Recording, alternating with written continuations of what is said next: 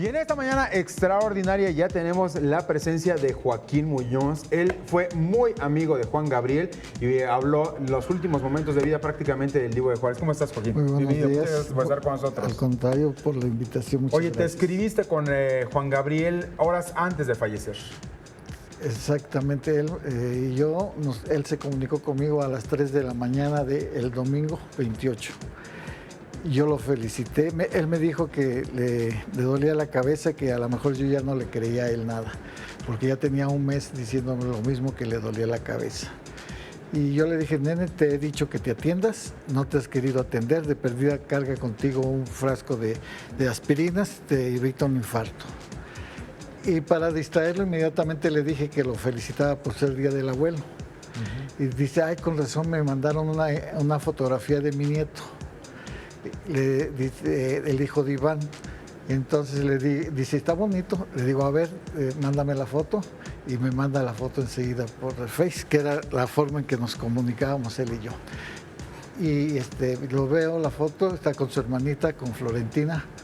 Y le digo, está muy bonito tu nieto, Alberto. Y ya, hasta ahí empezó a platicarme de que había tenido problemas como el Iván, que le había dado más fechas y que él no podía hacer tantas fechas. Pero dice, pero ya esto ya se va a acabar. El día 31 de enero, dice, se termina el contrato con Iván de 3 años. Y el día 1 empiezas tú. O sea, su hijo mayor, Iván, de 27 años, estaba haciendo a trabajar de más a Juan Gabriel cuando su estado de salud no era el más óptimo. Ajá. Dice, tengo que tener 4 sillas en el escenario para sentarme porque me siento que me caigo. Mi peso, mis piernas no aguantan mi peso. Pero entonces se quejaba mucho y trabajaba mucho. ¿Estaban distanciados un poco Iván y Juan Gabriel? Ellos más bien estaban unidos a nivel laboral, pero a nivel personal no. A nivel personal no, solamente la situación laboral. ¿Qué pasaba ahí en la familia?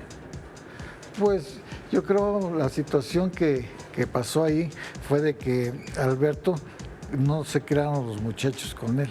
Él siempre tuvo que andar trabajando, ¿ves? Entonces pues no se veían.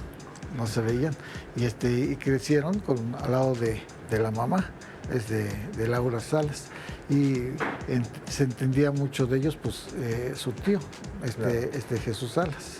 Ahora nada más para concluir, Joaquín, ¿te autorizó Juan Gabriel escribir el tercer libro sobre su vida? No, o sea que no es el tercer libro, ¿ves? O sea, el primer libro que yo escribí fue el de Juan Gabriel y yo. Ajá. Hace 31 años. Exacto. La continuación de ese. Exacto, la continuación de este. O sea que él quería que el libro ahora se llamara Juan Gabriel y yo y que le pusiera Juntos una vez más. Que lo cerrara, ¿verdad? Con la reconciliación y con datos que me iba a dar de nuestra separación de 30 años. Exacto. ¿Y ahí vas a narrar cómo llegó a Bellas Artes por primera vez? Sí, me dijo él cómo llegó a Bellas Artes, porque en ese tiempo empezaron a circular muy malos entendidos de que si él se presentaba en el Templo de la Cultura de México lo iba a profanar con su presencia de él, que después de presentarse él ahí, que se iba a presentar también la India María o Resortes. Claro. Entonces, hubo muchos problemas, pero gracias a la señora que era la primera dama de México y que era su fan, él llegó ahí y ella fue a aplaudirle a Bellas Artes. Tendremos que platicar más adelante todas esas historias. Muchísimas gracias, Joaquín Muñoz, te agradecemos en el alma. Amigo de Juan Gabriel y también prácticamente has escrito su biografía. Muchísimas gracias, Joaquín. Al contrario, te agradezco en el alma. Ustedes.